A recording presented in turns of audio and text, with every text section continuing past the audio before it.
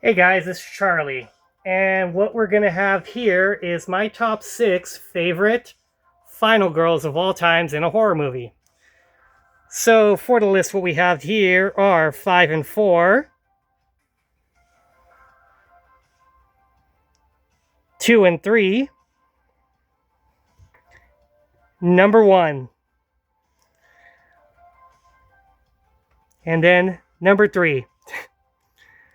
We'll get more in depth in why I picked her. We'll get there.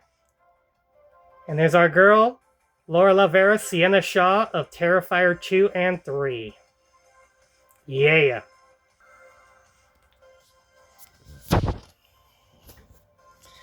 Position like this. Okay.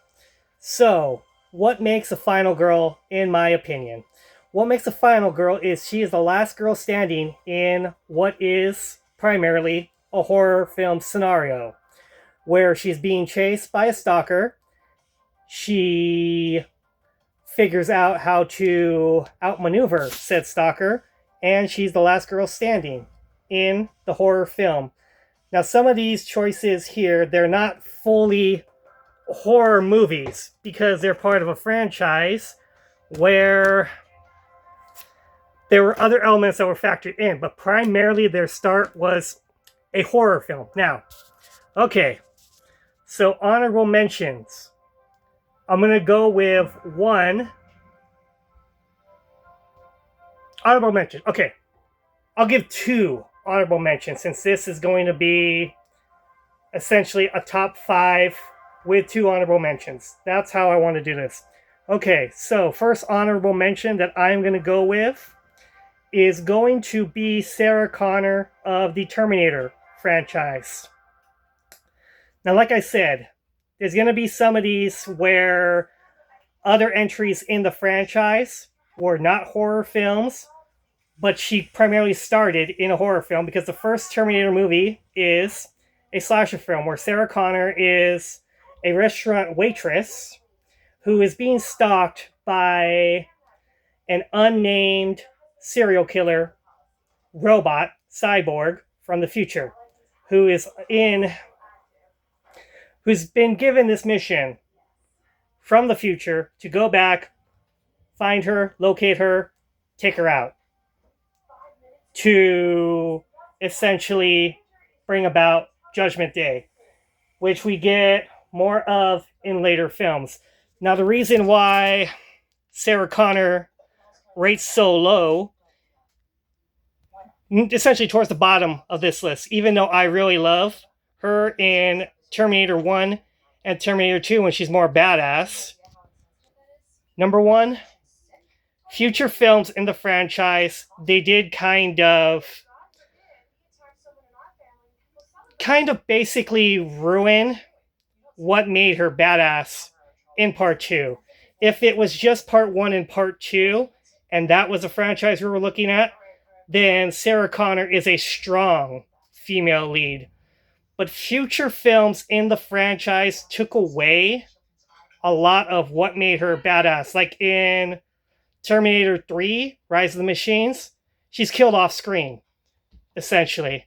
So this strong female character that we are led to believe is a badass and takes no nonsense, basically has military training, is just killed off screen by cancer. Which, when you think about it in that context, it doesn't essentially, it takes away from her standing as a final girl because she's removed from the franchise. And then, of course, you get Terminator Dark Fate, where she's back in badass mode, but it just feels kind of cheap. Cheap is the best way to kind of say it. I am okay with Terminator Dark Fate as a movie, but I just feel, honestly, if I was going to look at Sarah Connor and judged her essential status as a final girl, if they had just kept it as those first 2 movies, then yeah, she would have been a very strong female lead.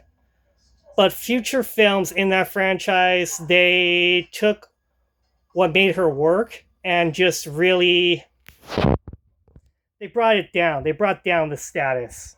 And that's why she's not rated higher on my list. Which is also kind of the same argument that can be made with another honorable mention, which would be Laurie Strode from the Halloween franchise. She starts off as a really strong lead, and then future films and future basically retcons, they just really brought down what made her great as a character. And that's why she's not higher up on this list, even though I will admit she's essentially one of the first and strong final girls. Hey, Roxetta. Hello. How you doing, Roxetta? Are we having fun? You wanted to be part of my final girls video? Yeah, I love you too, big girl.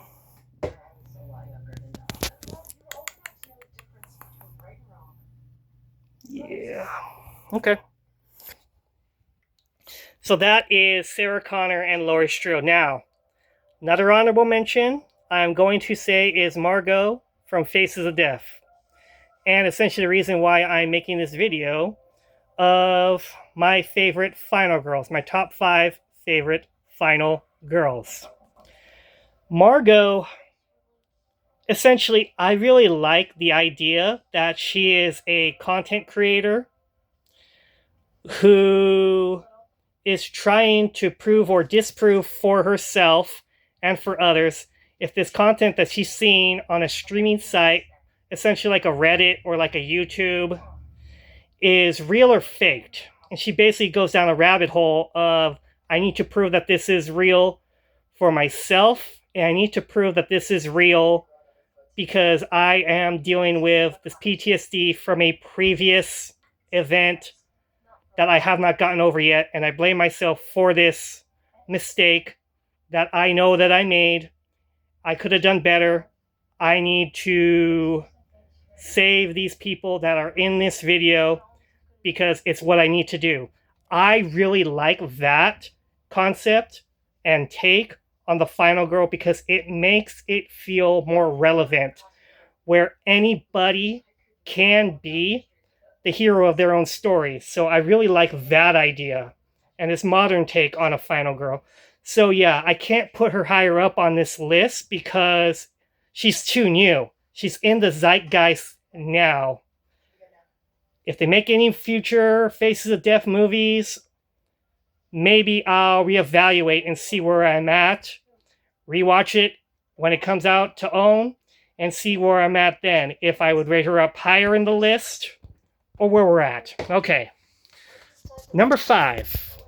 I'm going to say, and you know this is a list made by me, because a lot of people aren't really going to necessarily put her on the list because it's one movie and she's not very well known. But it's going to be Jeryline from Tales from the Crypt Demon Knight. We all know I'm a huge Tales from the Crypt fan.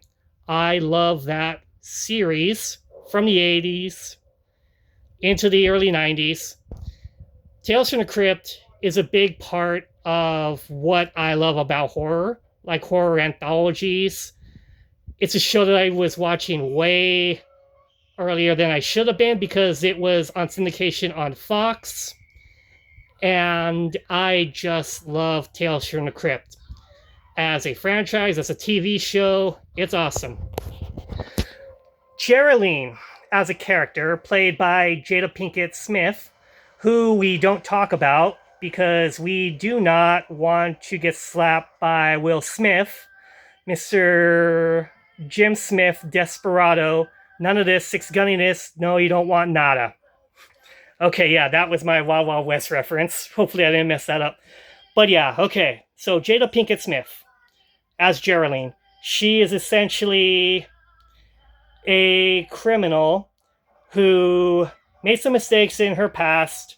She's coming to terms with that. She is trying to get out of this small town that she is in, and she wants to better herself to get off of essentially this work release that she is in.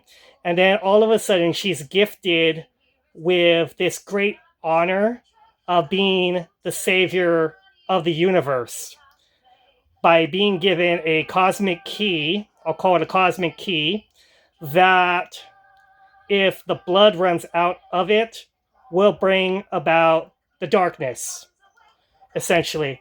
So as a final girl, and as her journey kind of progresses in this one movie, I really like it. And I feel that she doesn't get mentioned as much as she should be, because she's essentially an African-American woman who is now the savior of the world, is what it is. And I really love that idea. I love that in 95, Ernest Dickerson was really pushing to bring this character to life through his actress, Jada Pinkett. So I will always tote that as one of the best final girls. Jeryline from Tales from the Crypt Demonite. Okay, now, number 4 on my list is this girl, Sienna Shaw from Terrifier 2 and 3. She's kind of like Margot in a sense, because this is a teenage girl who is essentially having her own PTSD from a previous traumatic experience where she faced off against Art the Clown and survived and went through hell, essentially. She went through hell and back in one movie. And in the third movie, we're essentially seeing what survivor guilt kind of does to a person and how it really messes with somebody. And I really like that she's a damaged character who essentially is growing into her role as a heroine. And hopefully with this third Terrifier movie that we got coming out this year, we get kind of the cap off, like a really good arc of who Sienna Shaw is as a person and why she's one of the stronger heroines that we have in modern day.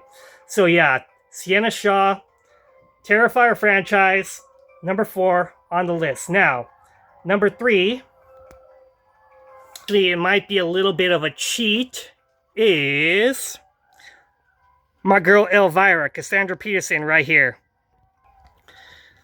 Now, I say it's a little bit of a cheat to call Elvira a final girl, because she didn't start in movies, essentially. She started as a persona on TV, hosting horror movies, essentially B-movies,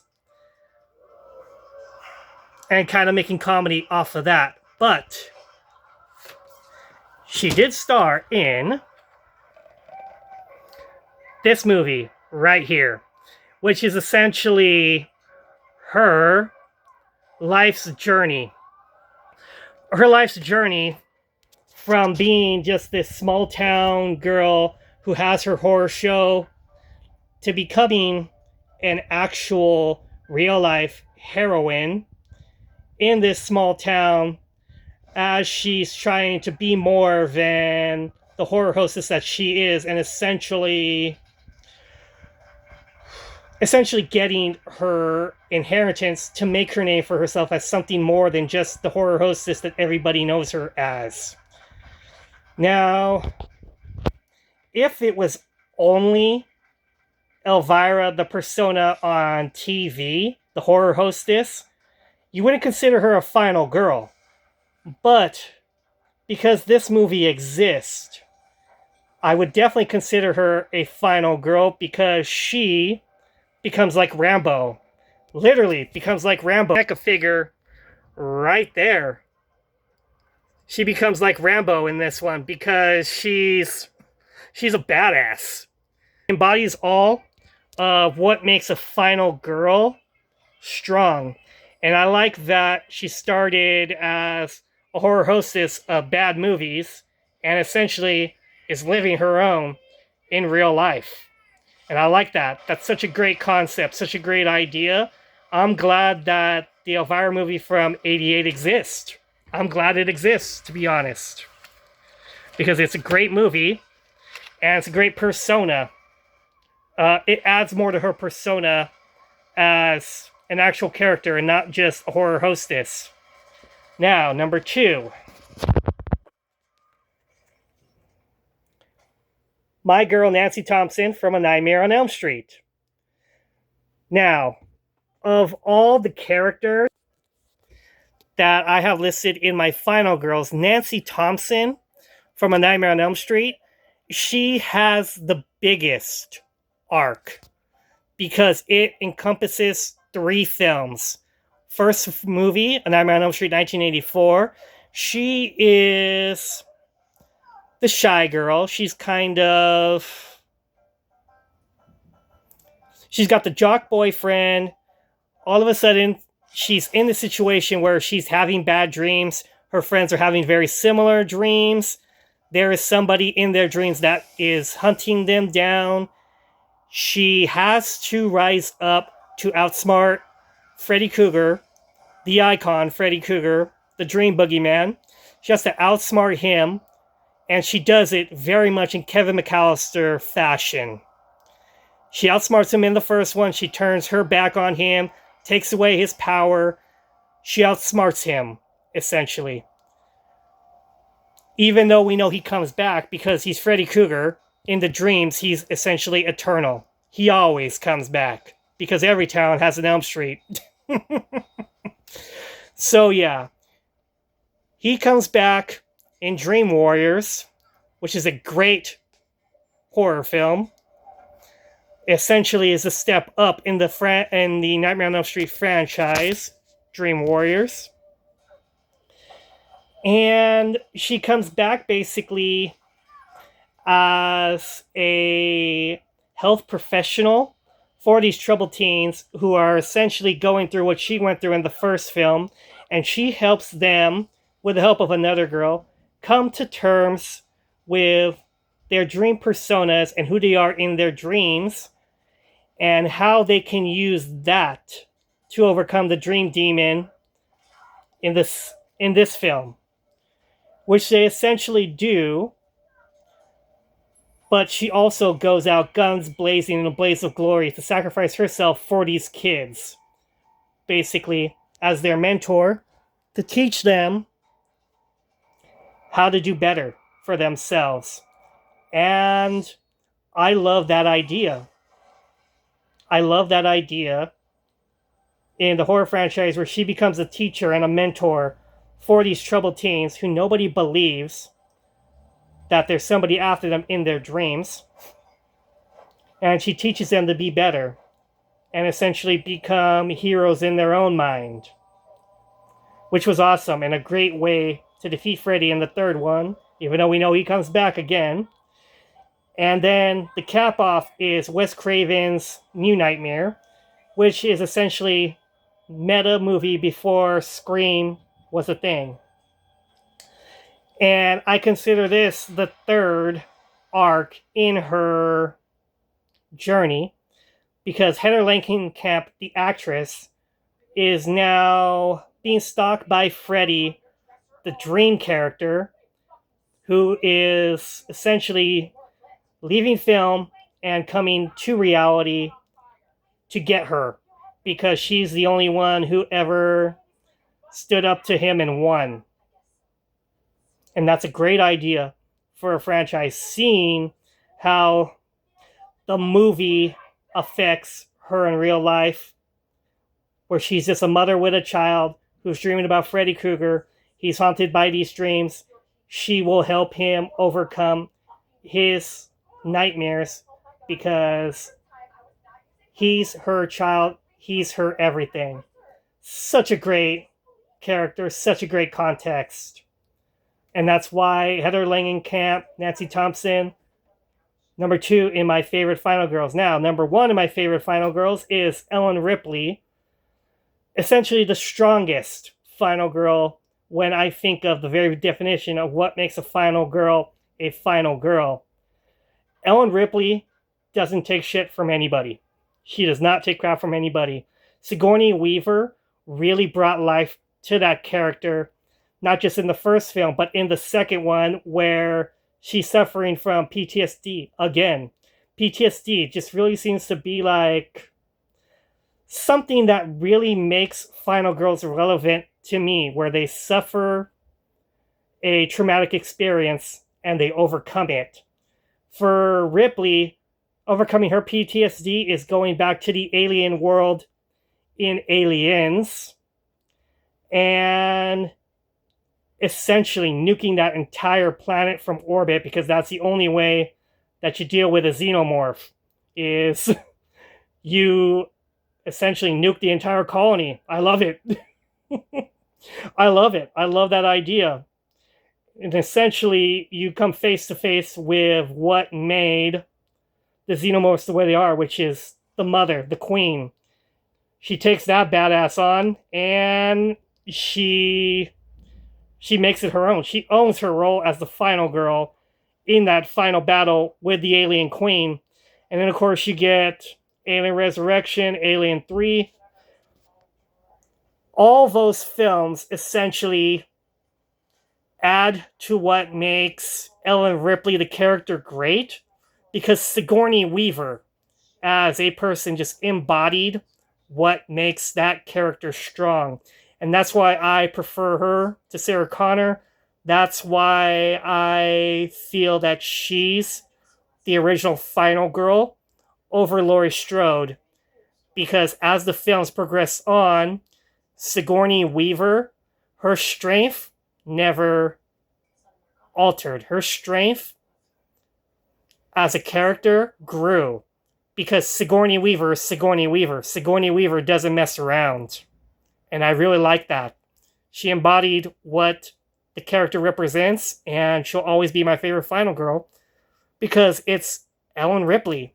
She's the strongest of the strong because she don't mess around, because Sigourney Weaver don't mess around. Alright guys, that's my top 5 final girls, so I'm glad to finally get this out of the way. So thank you, Margot from Faces of Death, for giving me the inspiration to do this. Alright guys, peace!